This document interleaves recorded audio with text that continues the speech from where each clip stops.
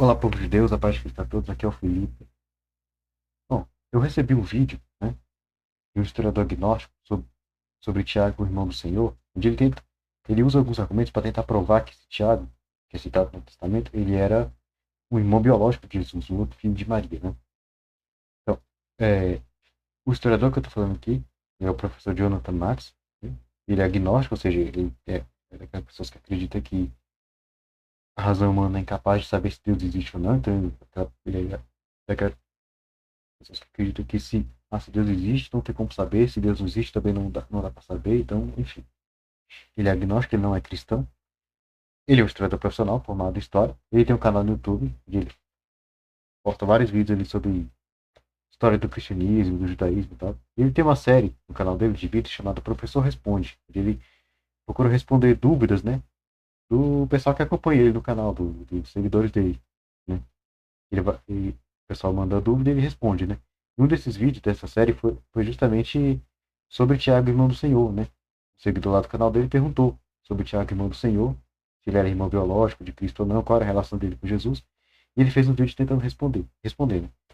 Esse vídeo, ele, no primeiro momento, ele tenta provar, ele coloca alguns argumentos para tentar provar que esse Tiago seria o irmão biológico de Jesus. No segundo momento, ele tenta mostrar que esse Tiago não era apenas um irmão meramente espiritual de Jesus, ou seja, um irmão apenas no sentido ali de irmão de fé, um irmão de discípulo, entendeu? Um discípulo, alguma coisa assim. Bom, eu vou refutar só a primeira parte, porque a segunda parte que onde ele mostra que Tiago não era irmão espiritual, não é necessário, né? Nós católicos cristãos estamos de acordo com ele que Tiago, irmão do Senhor, não era irmão de Jesus apenas no sentido espiritual, né? No sentido de parente mesmo.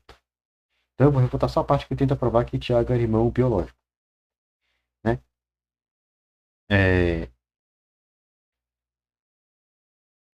O professor Jonathan Matt, ele, como falei, ele é um historiador profissional, então ele com certeza tem muito mais estudo que eu.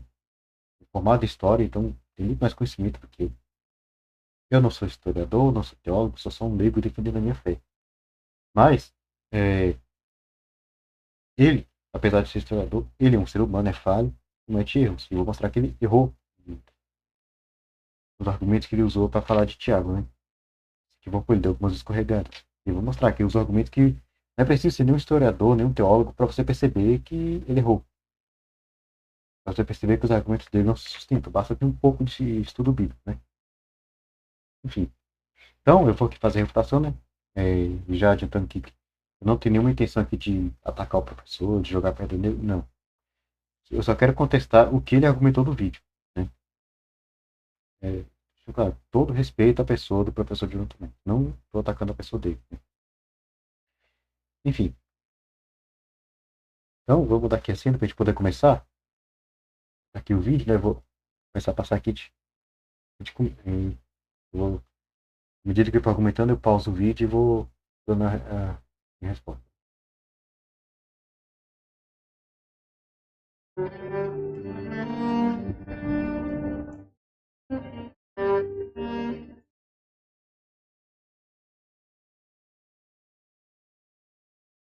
Sejam muito bem-vindos a mais um vídeo da série Professor Responde aqui do canal, em que hoje eu irei responder a dúvida de Marcus Bittencourt, que escreveu perguntando qual seria a relação entre Jesus e Tiago, irmão do Senhor, que é mencionado por Paulo em Gálatas, no capítulo 1, verso 19. Tiago deveria ser entendido como um irmão físico real de Jesus, como um meio-irmão, como um primo, ou então como um irmão no sentido espiritual, apenas então sendo um membro da Igreja Antiga? E a resposta para esta pergunta é que, muito provavelmente, Tiago, o irmão do Senhor, era um irmão físico real do Jesus histórico.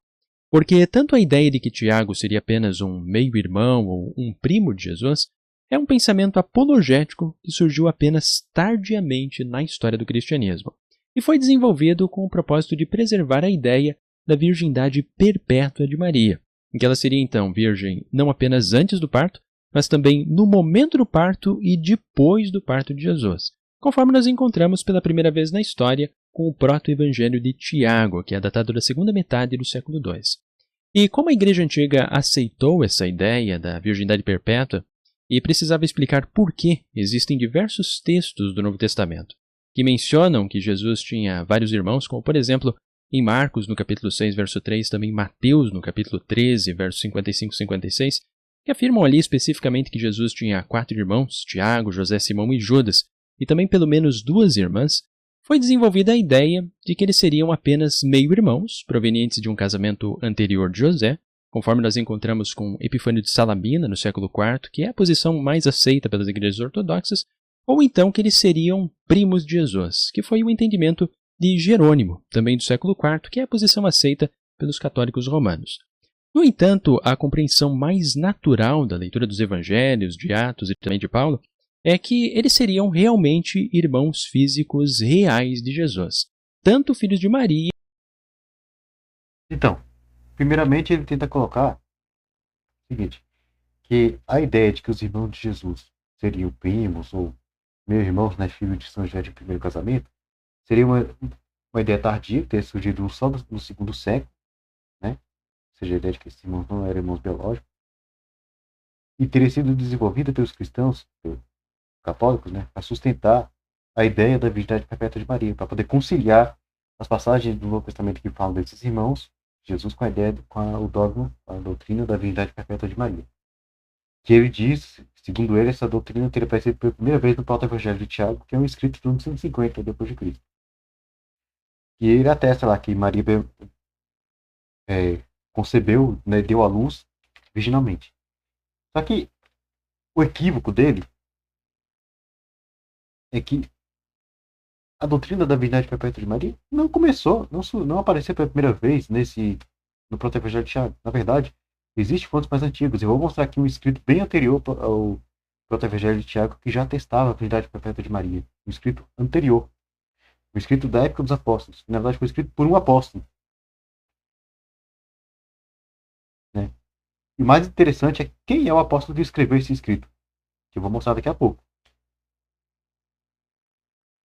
Então, a fé na virgindade perpétua de Maria já era bem anterior a esse escrito. Que de por si só já é uma evidência de que antes já existia. Né? Também a ideia de que Tiago, os irmãos de Jesus, não seriam irmãos biológicos de Jesus, né? De Jesus, enfim. Eu vou mostrar mais adiante esse escrito, né? Não agora. E outra coisa é que o Novo Testamento, eu vou mostrar isso mais adiante também, o Novo Testamento ele corrobora muito mais com a ideia de que os irmãos de Jesus seriam primos de Jesus do que com a ideia de que eles eram irmãos biológicos, ou até mesmo com a ideia de que eles seriam filhos de São José de primeiro casamento. Eu vou mostrar isso também mais adiante. Então vamos dar continuidade ao vídeo dele, né? Quanto filhos de José. E isto por diversas razões. Primeiro porque a palavra grega Adelphos significa realmente irmão. Se natural da leitura dos evangelhos, de Atos e também de Paulo, é que eles seriam realmente irmãos físicos reais de Jesus, tanto filhos de Maria quanto filhos de José. E isto por diversas razões. Primeiro porque a palavra grega Adelphos significa realmente irmão. Se eles fossem primos de Jesus, o correto seria o texto conter a palavra anepsios, que significa primo em grego, conforme nós encontramos, por exemplo, em Colossenses, no capítulo 4, verso 10. E em todos os textos em que os irmãos de Jesus aparecem, tanto em Marcos, Mateus, João, Atos e também Paulo, eles sempre são escritos com a palavra adelphos, que significa irmãos, e nunca com anepsios. Ainda também uma outra razão é que a ideia... Então, aqui ele tenta colocar a questão do termo adelphos e anépsios. Ele tenta dizer assim, ele diz o seguinte. Bom, no Novo Testamento, quando se fala dos irmãos de Jesus, é usado o termo adelphos, que é irmão em grego. Só que no grego existe o termo anépsis, que aparece lá em Colossenses 4:10, quando São Paulo fala de Marcos, primo de Barnabé. Que anépsis é o termo usado para primo. Então ele coloca o seguinte, não, que se esses irmãos fossem primos, os autores teriam que ter usado anépsios, né? E não adelphos. Se eles usaram adelphos, logo eram irmãos biológicos. Só que não. Vou mostrar aqui que não. Eu vou mostrar que adelphos também podia ser usado para primo. Adelphos, no grego, era um termo geral. Podia ser usado para qualquer parentesco, englobando o significado de anépsis. Eu vou mostrar aqui no grego koiné, no grego lá do tempo de Jesus, toda anépsis é adelphos, mas nem toda adelphos é anépsis. Então, vamos dar, eu mostrar aqui a cena, né?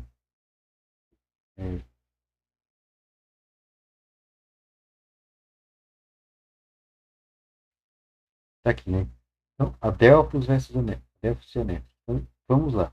Primeiro, vamos analisar a concordância de Strong. De acordo com a concordância de Strong, Adelphos é o quê? O irmão. O irmão, é, membro da mesma comunidade religiosa, especialmente um companheiro cristão. Anéfios é o quê? Um primo ou um sobrinho, né? Irmão, né? E irmão, em grego, o Adelphos, ele pode significar outros parentescos, além de irmão biológico. É um termo geral para parente.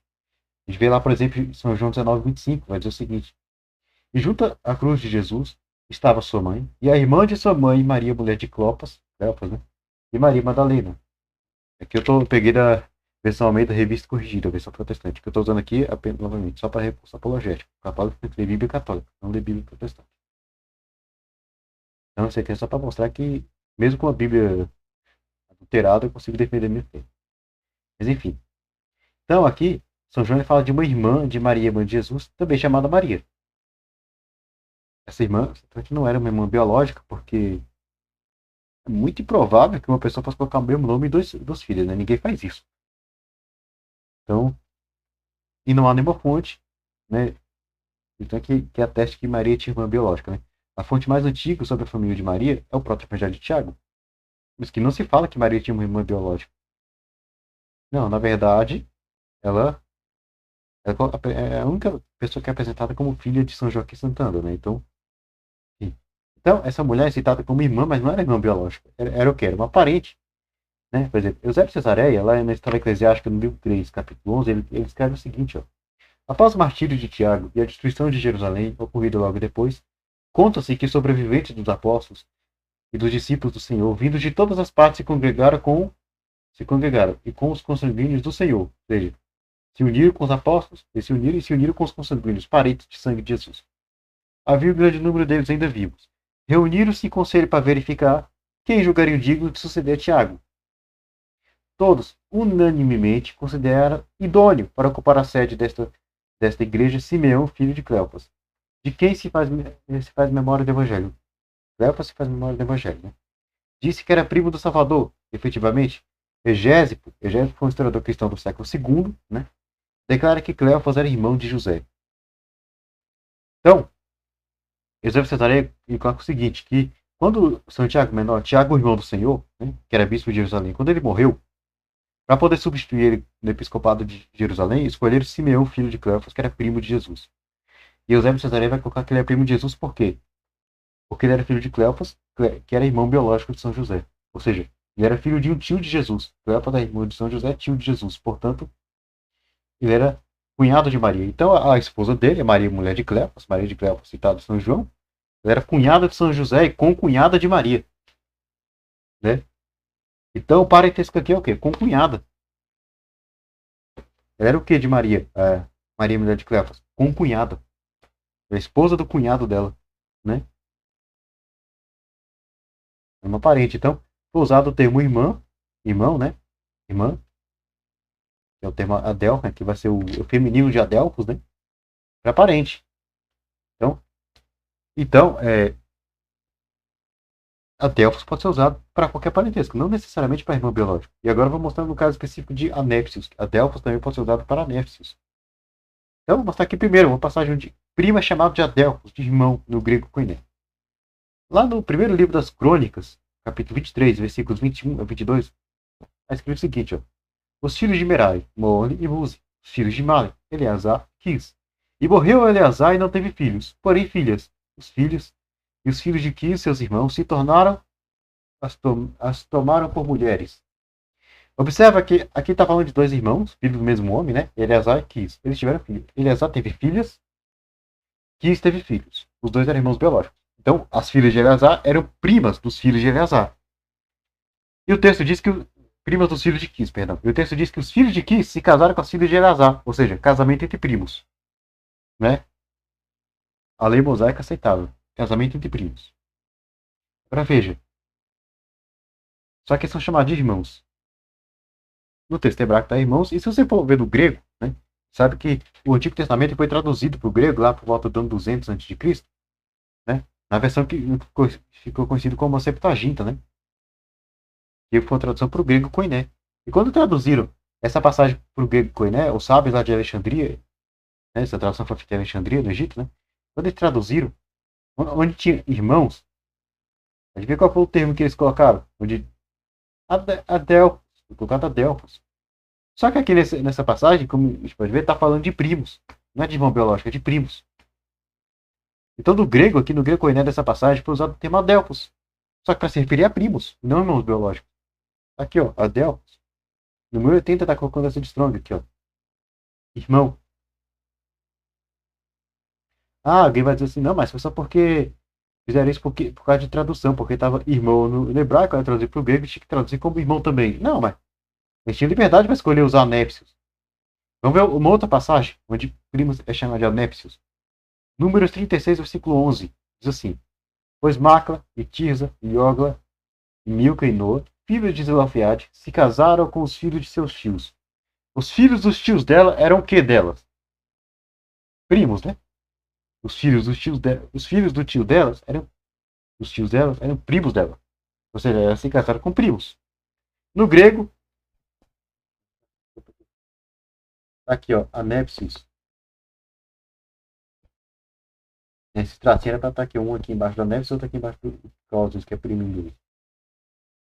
Anépsis, ou seja, aqui vai usar anépsis. Então, os autores eles tinham essa liberdade para escolher, né? Usar anépsios, escolher entre anépsios e adelphos. Havia essa liberdade. Então, ou seja, aqui, nessa passagem, eles poderiam ter colocado anépsios, se quisesse, mas eles preferiram adelphos.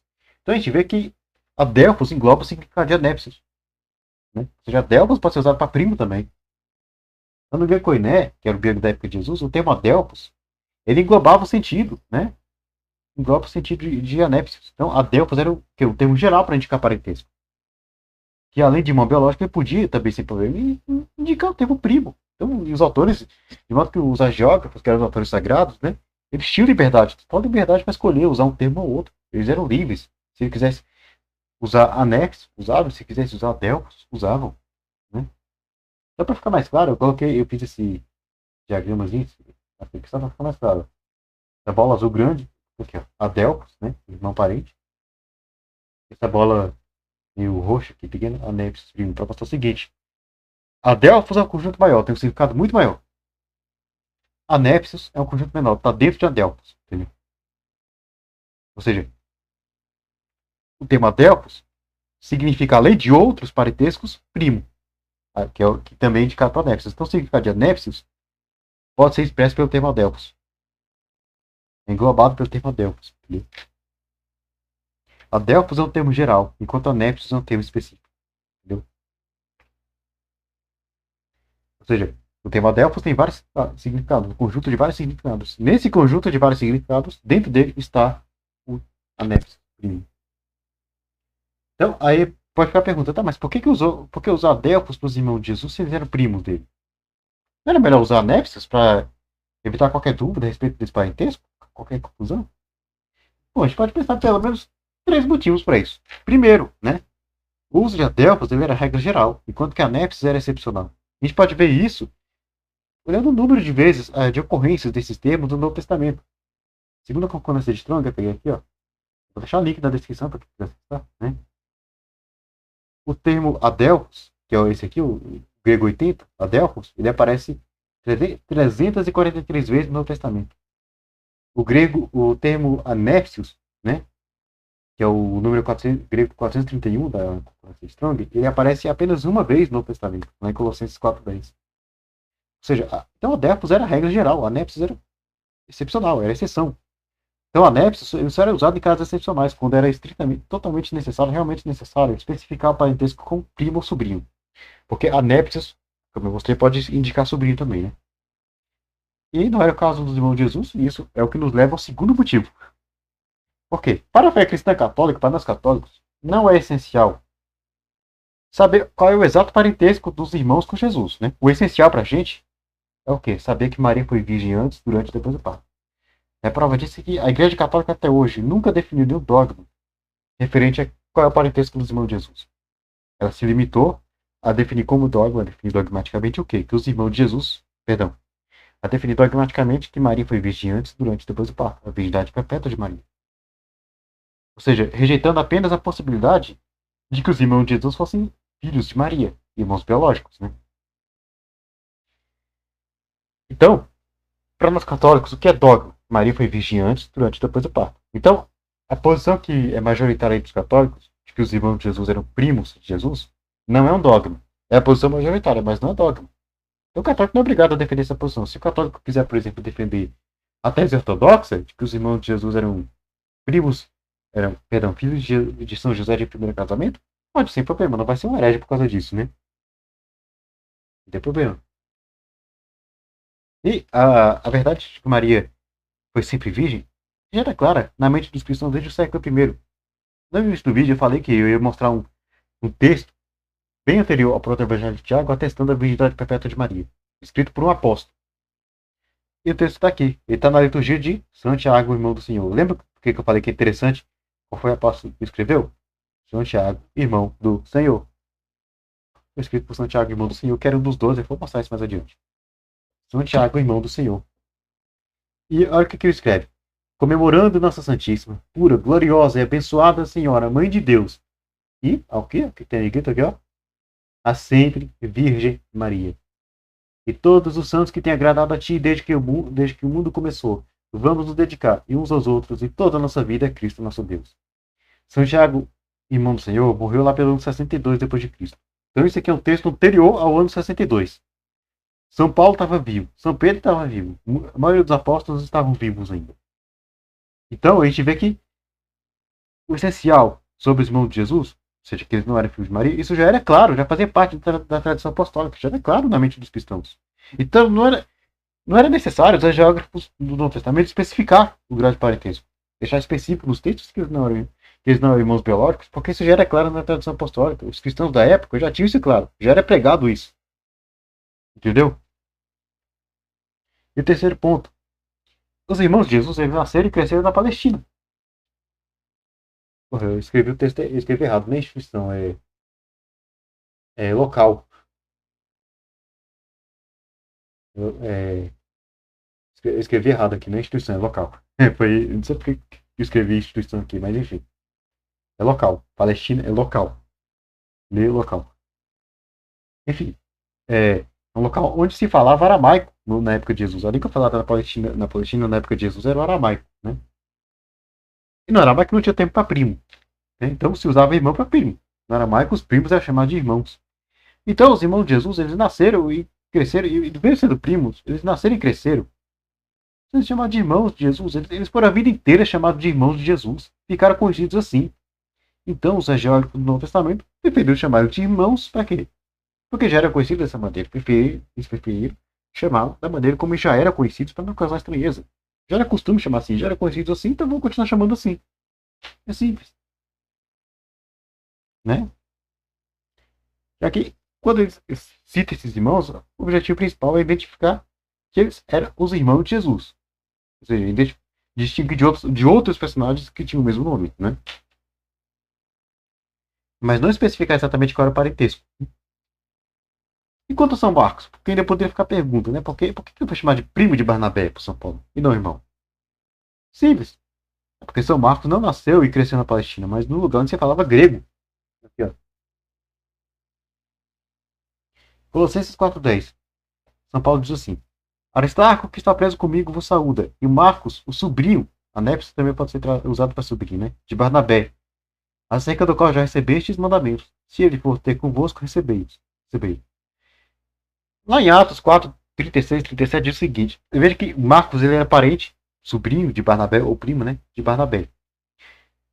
Lá em Atos 4, 36 e 37 vai nos informar o local onde Barnabé nasceu. Diz assim. Então José, cognominado pelos apóstolos Barnabé, que traduzido é filho da consolação, levita natural de Chipre, possuindo uma herdade, ou seja, uma herança, vendeu-a e trouxe o preço e o depositou aos pés dos apóstolos. Então está falando que São Barnabé ele era natural de Chipre. Chipre é um lugar que se falava grego. Né? E se era natural daquele lugar, a família dele também deve ser natural de lá. Né? Ou de algum lugar próximo. Então Marcos, sempre da família de Barnabé, que era primo dele, ou sobrinho, né? Deve ser, portanto, natural de um lugar onde se falava grego. Entendeu?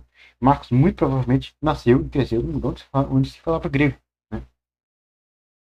Então, desse jeito, Marcos teria nascido e crescido num lugar cuja língua local possuía o termo para primo. E, portanto, assim, naturalmente, ele sempre foi chamado de primo de Barnabé.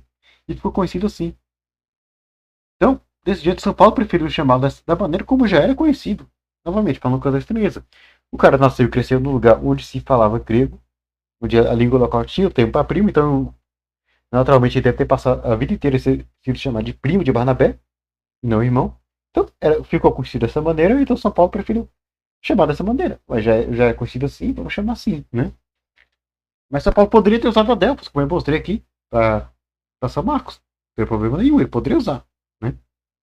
Mas é que Marcos já era conhecido como primo. Então, essa questão de Adelfos e Anépsios, eu penso que já ficou claro, né? Então podemos continuar aqui, né? Do nascimento virginal, ela é um desenvolvimento teológico mais tardio e nunca com Anépsios. Ainda também uma outra razão é que a ideia do nascimento virginal ela é um desenvolvimento teológico mais tardio que surgiu apenas ao final do primeiro século. Porque se nós observarmos a carta de Paulo aos Romanos, que é uma epístola que foi desenvolvida ali por volta dos anos 57, 58 da Era Comum, especificamente ali no capítulo 1, verso 3, ela afirma ali claramente que Jesus era nascido da semente, que em grego é a palavra espermatos, de Davi segundo a carne. O que implica necessariamente que Paulo entendia que Jesus tinha um pai humano, que era o descendente de Davi. E além disso também, no verso seguinte, ali em Romanos, no capítulo 1, verso 4, nós observamos que Paulo entendia que Jesus foi estabelecido como filho de Deus pela ressurreição dos mortos, o que implica que Paulo ele não acreditava que Jesus era o filho de Deus porque nasceu milagrosamente através de uma concepção virginal pelo Espírito Santo. Então aquele argumento é o seguinte, é que aqui já vai passar para a Bíblia agora. Ele vai argumentar que a ideia da concepção virginal de Jesus teria surgido só no fim do primeiro século. Eu já mostrei que não, né? Eu já mostrei a liturgia de Santiago, escrito antes do ano 62 depois de Cristo, porque Santiago morreu aí, né? Em 62 depois de Cristo, então ele escreveu isso antes. Já atestava que Maria foi virgem, foi sempre virgem. Ou seja, virgem antes, durante e depois do parto. Se ela foi sempre virgem, ela foi virgem no parto. Antes e durante o parto. Ou seja, então isso já atesta a concepção e nascimento virginal de Jesus. Já existia essa crença. O próprio fato de ter essa narrativa em Mateus e Lucas, eles escreveram no primeiro século. Né? E os dois, apesar de divergirem em detalhes, eles concordam no fato principal, no fato de que Jesus foi concebido e nasceu virginalmente. Né? Que é uma evidência de que esse fato principal é verdadeiro, pelo menos. Isso é verdade. Né? Porque são relatos escritos por dois autores diferentes, em épocas diferentes. Né? Então, um é testemunho ocular, o outro não. Então, um não estava ligado com o outro. Ou seja, os dois estavam pensando em narrar o nascimento original de Jesus. Esse fato principal deve ser verdade. Né? Então, divergências, quando os textos se concordam no fato principal e divergem de detalhes secundários, isso evidencia que é verdadeiro. Né? É como, por exemplo, quando a polícia vai investigar um crime, aí chama lá mais de um testemunho, chama duas testemunhas, para saber o ocorrido, aí interroga cada testemunho separadamente. Se as duas testemunhas contarem exatamente a mesma história, com os mesmos detalhes, sem mudar em nada uma da outra, uma para outra, a polícia vai entender o quê?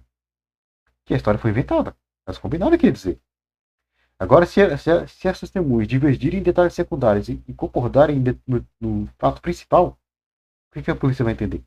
Que o fato principal é verdade.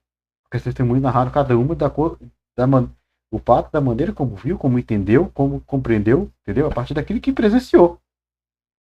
Seu próprio ponto de vista. Então, evidenciando que o fato principal é verdade. Então, se São Mateus e São Lucas, embora dividam dos detalhes secundários, eles concordam no fato principal. Eles concordam que Jesus foi concebido e nasceu virginalmente. Isso é uma evidência de que isso é verdade. Jesus foi concebido e nasceu virginalmente. Na verdade, eles discordam nos detalhes secundários porque eles contam detalhes diferentes da infância de Jesus, do nascimento e da infância de Jesus. Mas o fato principal né, de que Maria concebeu e deu à luz virginalmente, eles se concordam. Né? Conta o detalhe diferente da infância e do nascimento de Jesus, porque relata episódios diferentes, né? Mas não se contradizendo, enfim. Então já existia essa crença da virgindade perpétua de Maria, do, por consequência da concepção e do nascimento virginal de Maria, antes do fim do primeiro século, já antes do ano 62 depois de Cristo, como eu mostrei pela liturgia de Santiago. E agora, outra questão que ele colocou, duas questões, ele colocou aqui, né? Ele citou o texto de Romanos 1:3, eu vou ler aqui o texto, né? Tá aqui com a Bíblia aberta, deixa eu lá para Romanos.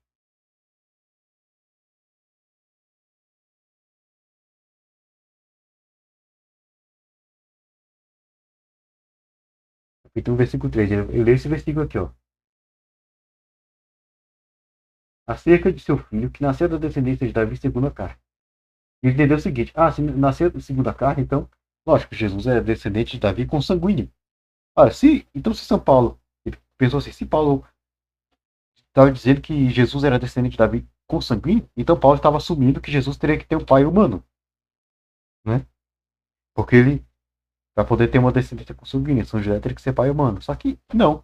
Ele se esqueceu de Maria. Essa descendência não podia ser por meio de Maria, não? Essa descendência? Ele não podia ser descendente de Davi pelo lado de Maria, não? Podia. Mas ele.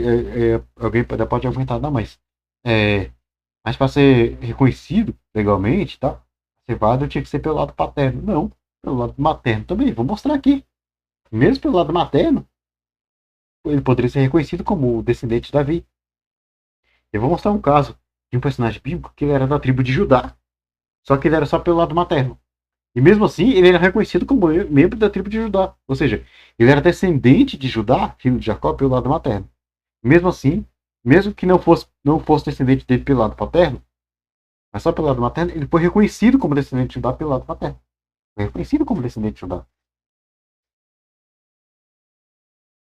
Vamos lá para o livro de Números, né? Capítulo 13.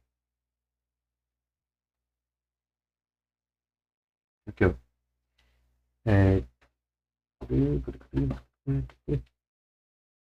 Versículo 6. Da tribo de Judá, quem? Caleb, filho de Jefoné. Então, Caleb, filho de Jefoné.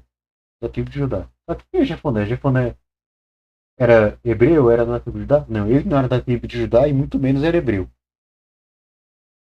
Capítulo 32 de Números. Versículo 12 aqui, ó. Exceto Caleb, filho de Jefoné, o quenezeu, e o José, filho de Num, por quanto perseveraram e seguiu o Senhor. Caleb era filho de Jefoné. Jefoné era um quenezeu, ou seja, ele era de uma outra tribo que não era israelita. Não era hebreia. Jefoné, o pai de Caleb, não era hebreu. Mas mesmo assim, Caleb era reconhecido como membro da tribo de Judá, como descendente de Judá, filho de Jacó, e membro do povo de Israel. Ou seja, se o pai dele não era hebreu, então ele só era membro da tribo de Judá pelo lado materno. Era membro da tribo de Judá só pelo lado materno. Isso não impediu que ele fosse reconhecido como membro da tribo de Judá. É a mesma coisa com Jesus. Jesus poderia ser membro da tribo de Judá, descendente de Davi, pelo lado materno, pelo lado da sua mãe. Isso em nada impediria que ele fosse reconhecido como membro da tribo de Judá. Não precisaria ser necessariamente pelo lado paterno. Não precisaria. Ele podia ser descendente de Davi segundo a carne pelo lado de sua mãe, Maria. E ele seria reconhecido legalmente como Caleb era reconhecido dessa maneira. Então, de maneira alguma, o fato de Jesus ser descendente de Davi segundo a carne implica que teria que ser pelo lado de São José. Que teria que ser filho biológico de José. Não implica isso. Outro argumento que ele colocou é que São Paulo, vamos voltar aqui agora para o texto de Romanos, né?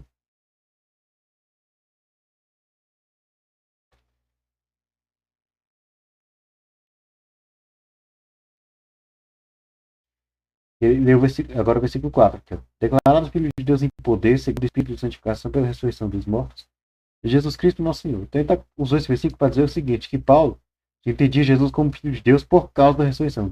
Ou seja, para São Paulo, Jesus era filho de Deus, Jesus tinha sido estabelecido filho de Deus com a sua ressurreição. Só que São Paulo está dizendo o seguinte: ele foi declarado Filho de Deus em poder, segundo o Espírito de santificação, pela ressurreição dos mortos. Ou seja, ele foi declarado, ele foi confirmado como Filho de Deus na ressurreição. Não que ele se tornou Filho de Deus ali. E vou mostrar que São Paulo cria que Jesus era Filho de Deus por nascimento, não pela ressurreição. Ele nasceu Filho de Deus. Ele era Filho de Deus nascido de mulher. Vamos mostrar isso agora. Carta de São Paulo aos Gálatas.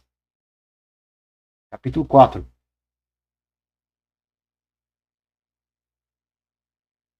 Versículo 4 e 5 aqui. Mas vindo a plenitude dos tempos, Deus enviou seu Filho, nascido de mulher, nascido sob a lei, para remir os que estavam debaixo da lei, a fim de recebermos a adoção de filho. Deus enviou seu Filho, nascido de mulher. Deus enviou o filho nascido de mulher. Ou seja, de acordo com São Paulo, o Filho de Deus veio nascido de mulher. O Filho de Deus veio nascido de mulher. Jesus era Filho de Deus desde nascido do ventre de Maria, não por causa da ressurreição. Ele era Filho de Deus nascido de mulher. Nasceu Filho de Deus. Né? Deus enviou seu Filho pelo nascimento de mulher. Né?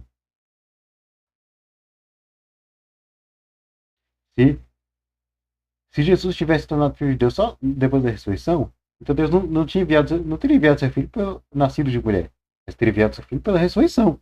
Não é verdade? Porque aquele que teria nascido de mulher não seria Filho de Deus. Enfim. Então essa afirmação de São Paulo mostra que São Paulo, sim, concordava que Jesus é Filho de Deus por nascimento. Então, esse argumento dele aqui, que ele usou aqui, não funciona. Sustenta, né? Mas que ele era filho de Deus, na verdade, por conta da ressurreição dos mortos.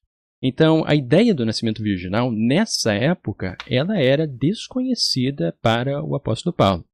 E também o Evangelho de Marcos, que foi desenvolvido por volta dos anos 70, 75, além de ele não conter essa ideia do nascimento virginal, ele também afirma, ali no capítulo 3, verso 21 e também no verso 31, que a família de Jesus, junto com a sua mãe, pensou que ele tinha ficado louco quando ele iniciou o seu ministério.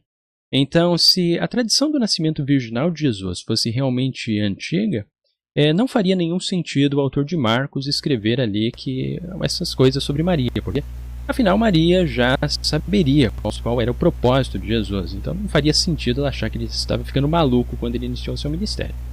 E ainda também observando... Então, agora que ele cita o texto de São Marcos, né? Ele fala aqui, novamente, que a ideia do nascimento virginal é desconhecida para Paulo. Eu já mostrei que não, né? São Tiago Menor, antes do ano 62, já atestava Maria sempre virgem, portanto concebeu e deu à luz virginalmente já no... né? Na liturgia de São Tiago já atestava isso. São Paulo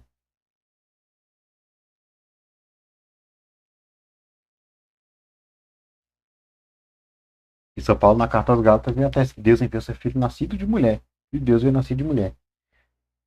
Ele usa aquele texto de São Marcos, onde São Marcos cita Jesus sendo reconhecido, chamado de louco pelos seus, para tentar corroborar com a ideia de que Maria não tinha essa concepção de que Jesus é filho de Deus, porque se ela tivesse essa concepção, ela não chamaria de louco. Só que parece que até que ele não leu o texto completo, todo o contexto, né? Porque Maria não estava em cena nesse momento. Não estava. Vamos ler o texto completo? Ver se Maria estava aqui. Veja, começa assim, do versículo 21. E quando seus parentes ouviram isso, só um detalhe, no grego não existe essa palavra parente nessa passagem. No grego está apenas os seus. E quando os seus ouviram isso, saíram para o prender porque diziam que está fora de si. Agora, vamos continuar lendo. E os escribas que tinham descido de Jerusalém diziam: tem Beelzebu, e pelo príncipe dos demônios expulsa os demônios. E chamando-os assim, disse-lhes, por parábolas: como pode Satanás expulsar Satanás? Se o reino se dividir contra si mesmo, tal reino não pode subsistir. E se uma casa se dividir contra si mesma, tal casa não pode subsistir. Se Satanás se levantar contra si mesmo e for dividido, não pode subsistir. Antes tem fim. Ninguém pode roubar os bens do valente, entrando em sua casa, se primeiro não manietar o valente, e não roubar, então roubará sua casa. Na verdade, vos digo que todos os pecados serão perdoados aos homens, filhos dos homens, e toda sorte de blasfêmias com que blasfemar. Qualquer, porém, que blasfemar contra o Espírito Santo nunca obterá perdão, mas será réu do eterno juízo. Porque diziam que tem espírito impuro. Agora veja o versículo 31. Até então, foi a cena que Jesus expulsou lá o demônio, disseram que ele estava possuído por demônio. Os seus, né, os dele, ou seja, os conhecidos, o pessoal dele lá, foram lá, chamaram ele de louco. Agora veja o versículo 31. Agora é o momento em que Maria e os irmãos de Jesus vão entrar em cena. Versículo 31. Chegaram então seus irmãos e sua mãe, estando de fora, mandaram chamar. Chegaram, se chegaram é porque eles não estavam, né? Até então eles não estavam, né, em cena. Maria e os irmãos de Jesus só entram em cena aqui, ó, nesse momento. Aqui no versículo 21, Maria e os irmãos de Jesus não estavam em cena, eles não estavam no momento. Então esses seus aqui, tá falando aqui, não inclui Maria e os irmãos de Jesus. Como eu falei, no grego não tem parentes aqui, é só seus. Então esses seus aqui não são exatamente parentes, mas são os próximos de Jesus lá de Nazaré. Deve ser os próximos, deve ser os próximos amigos, conhecidos, até familiares também de Nazaré. Mas não inclui Maria e os irmãos de Jesus, porque só entraram em cena depois. Então Maria não chamou Jesus de louco. Ele fez uma leitura errada do texto. Ele parece que ele ignorou o contexto, né? Não leu todo o contexto. Maria e os irmãos de Jesus só entram em cena depois. Então esse texto de São Marcos também não corrobora com a ideia que ele quis dizer. E realmente São Marcos, como ele disse, não fala do nascimento original de Jesus, porque ele se concentrou na narrar a vida adulta de Jesus, mas beleza. Mas mesmo assim, o texto que ele usou aqui não corrobora com a ideia de que Maria não tinha essa ideia, compreensão de que Jesus era filho de Deus, né? Então vamos continuar aqui.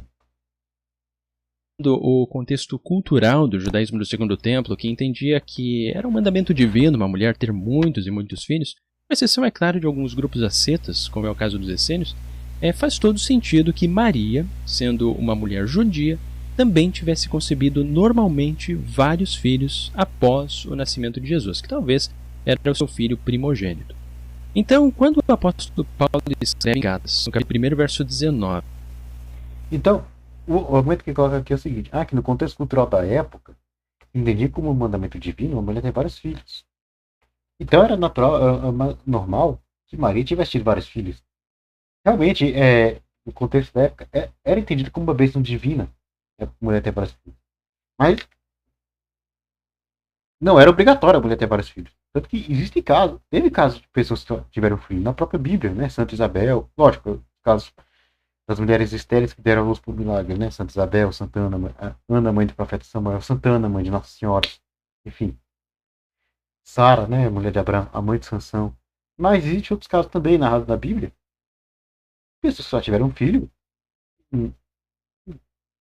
né? Inclusive no tempo de Jesus. E não foi casos como esse de Santa Isabel, enfim, de pessoas que eram estéreis e deram a luz por milagre, não. Quer ver? Eu vou mostrar no próprio Novo Testamento, que já se menciona casos desse tipo. Eu vou começar pelo Evangelho de São Lucas. Vou passar para São Lucas. São Lucas, capítulo 7, aqui.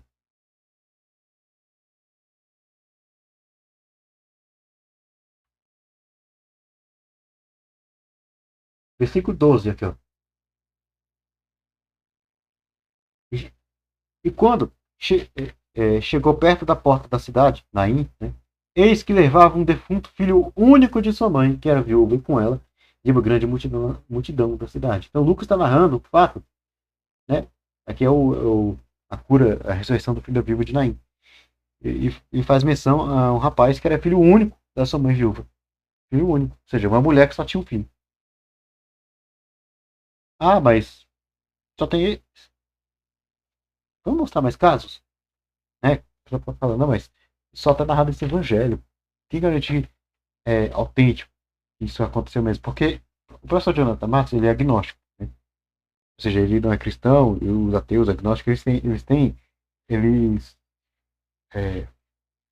costumam descredibilizar, né, narrativas dos evangelhos que não tem atestação de várias fontes, narrativas que não tem atestação de várias fontes. Nos evangelhos, por exemplo, eles costumam usar esse tipo de argumento, dizer que é narrado só uma vez, é pouco provável que o fato tenha acontecido mesmo. Então, vamos professor Jonathan Massa mesmo usa esse tipo de raciocínio, esse tipo de argumento e outros vídeos dele. Mas eu vou mostrar outro caso que é narrado em 3 evangelhos, também de uma filha única. Eu vou começar pelo próprio Evangelho de São Lucas. O caso é narrado nos 3 evangelhos sinóticos. São Lucas 8. Outra ressurreição. Ressurreição da filha de Jairo. Lá pro final. Aqui, ó. Cadê?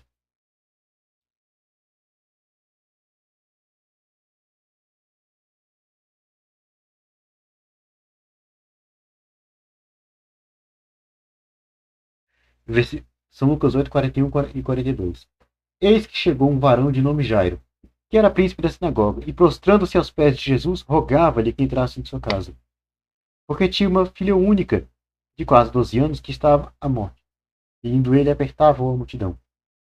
Observa que o texto faz questão de dizer, tinha uma filha única.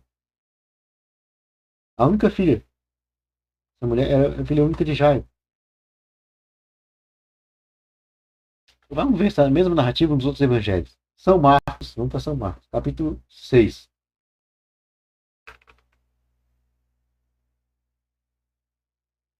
Final.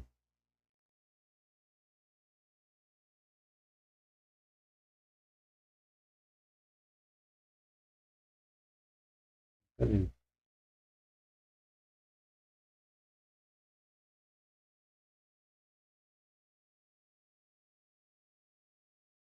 Ah, não, 6 não, é capítulo 5.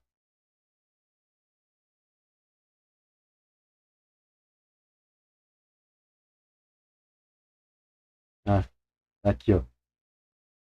A partir do 21. Passando Jesus outra vez num barco para o outro lado, ajuntou-se a ele uma grande multidão, e ele estava junto do mar.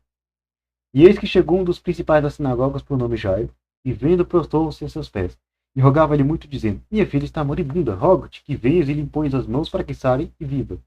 Ah, e o texto de São Marcos não diz que ela era filha única. Certo? Ah, eu tô ocultando aqui o. Perdão, eu esqueci de tirar o vídeo da frente, mas está aqui. Eu vou voltar no texto de Lucas, então, já que eu, sem querer, eu ocultei. Tá aqui, São Marcos não diz que ela era filha única. Tá, mas não diz explicitamente, mas mais à frente ele dá um detalhe que leva a essa conclusão, permite inferir isso, né? Seguinte, ó. Aqui, ó. E entrando disse-lhes: por que vos alvoroçais e chorais? A menina não está morta, mas dorme. E riam-se dele. Porém, ele, tendo-os feito sair, tomou consigo o pai e a mãe da menina e os que com ele estavam, e entrou onde a menina estava deitada. Percebe que quando Jesus chegou na casa de Jairo, e quando ele entrou no quarto da menina, ele quis lá somente a presença dos que com ele estavam. Quem? Aqui, ó. Ele permitiu que alguém seguisse a não ser Pedro, Tiago, João, irmão de Tiago. Então, Pedro, Tiago maior e João, e os pais da menina. Jesus só permitiu esses. Se a menina tivesse irmãos, por que não permitia esses irmãos estarem lá no quarto da menina para presenciar o milagre? Por que eles ficaram de fora? Permitiram deixar os apóstolos, esses 3 apóstolos, e os irmãos dela não. Não faz sentido. Então isso aqui evidencia que realmente era só ela não tinha irmão. Né? Não se fala de irmão. Eu vou voltar lá ao texto de Lucas, porque eu esqueci de tirar o vídeo aqui da frente, então. Nossa, não. A morte. Então vou voltar aqui. São Lucas 8, versículo 41, 42.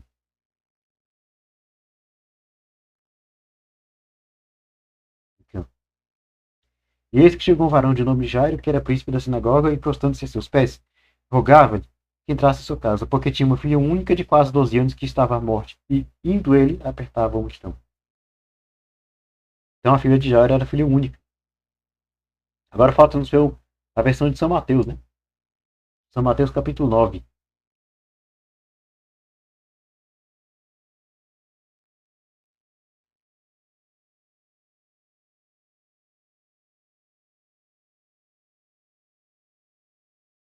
Aqui, ó.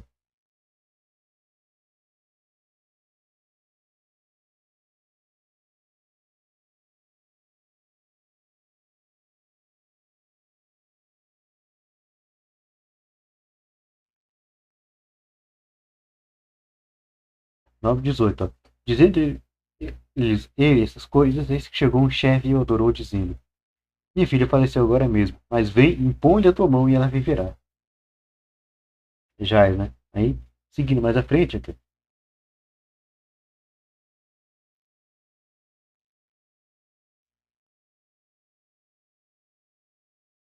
Mas na ressurreição. Aqui não dá o detalhe de Marcos, né? Que deixou só os três apóstolos, Tiago, João e os pais da menina entrar, né? Mas ele coloca, e logo que o povo foi posto fora, entrou Jesus, pegou-lhe na mão e a menina levantou-se. Então, temos esse relato nos três evangelhos, da filha de Jairo. E ela era filha única. Então, não era obrigatório isso. Tem casos, assim, pessoas que só tiveram um filho. Talvez que o contexto cultural da época, no contexto cultural da época, fosse tido como uma bênção divina, um mandamento divino ter vários filhos, ainda assim não tornava obrigatório. Podia-se ter apenas um filho, uma filha. Então esse argumento dele também aí não se sustenta, né? Que Tiago era o irmão do Senhor, a explicação mais natural é que ele seria um dos irmãos de Jesus, que também é mencionado em Marcos, no capítulo 6, verso 3, e em Mateus, no capítulo 13, verso 55 e 56, que utilizou Marcos como fonte. Que na vida de Jesus não acreditava no seu ministério, conforme nós encontramos ali em Marcos, no capítulo 3, verso 21 e 31, e também em João, no capítulo 7, verso 5, mas que mais tarde, através de uma visão de Jesus ressuscitado, conforme Paulo afirma em 1 Coríntios, no capítulo 15, verso 7, ele entrou para o movimento judaico-cristão primitivo e, devido à sua virtude e também proximidade parental com Jesus, se tornou o principal pilar da comunidade de Jerusalém, conforme Paulo menciona em Gálatas, no capítulo 2, verso 9, em que Tiago ali é mencionado antes de Cefas e João, o que indica que Tiago era realmente o mais importante da comunidade. E também conforme nós encontramos em Gálatas, no capítulo 2, quando chegam os judeus da parte de Tiago na comunidade de Antioquia, e até mesmo em Atos, no capítulo 15, em que Tiago é o porta-voz ali do concílio de Jerusalém que teria ocorrido ali por volta dos anos 50, 51. Agora, quanto à ideia de que Tiago, irmão do Senhor, seria apenas um membro da comunidade cristã, no sentido de ser apenas então... Então aqui vai começar a falar da questão de Tiago ser irmão espiritual, e não vou refutar, porque a gente está de acordo que Tiago não era só um irmão espiritual.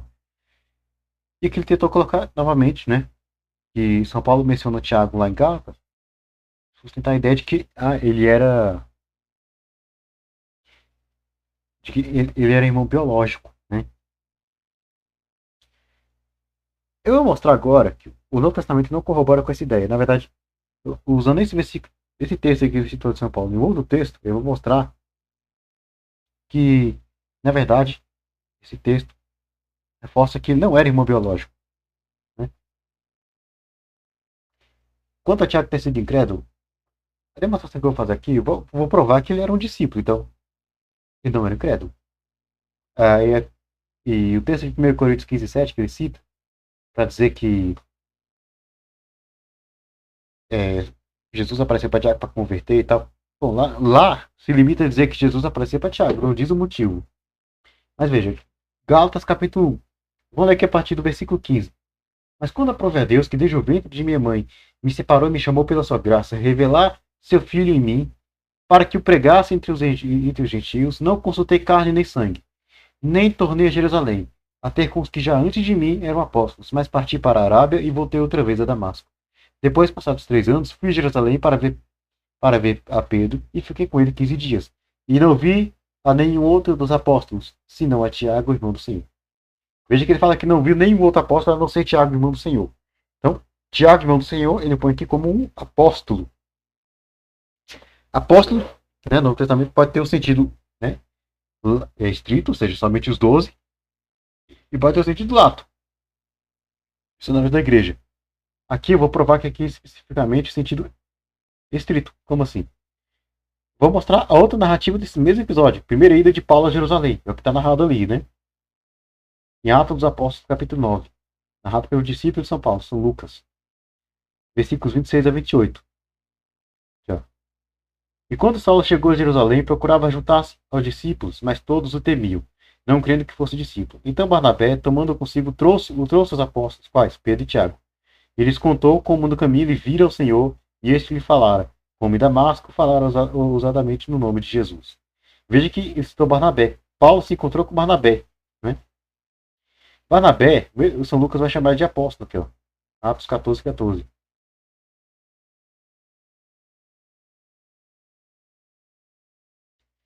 Ouvindo, porém, isto, os apóstolos Barnabé e Paulo rasgaram suas vestes e saltaram para o meio da multidão, clamando. Então, Barnabé era um apóstolo. Então, segundo o texto de Lucas, Paulo teria se encontrado com 3 apóstolos: Pedro, Tiago e Barnabé. Né? Ele fala os apóstolos, era Pedro e Tiago, de acordo com Gálatas. Segundo São Paulo e Gálatas, ele se encontra só com Pedro e Tiago de apóstolos. Não viu nenhum além desses 2. Parece contraditório, mas não. A única maneira de não ter contradição nesse texto, né, já que São Lucas ele ouviu do próprio Paulo, né?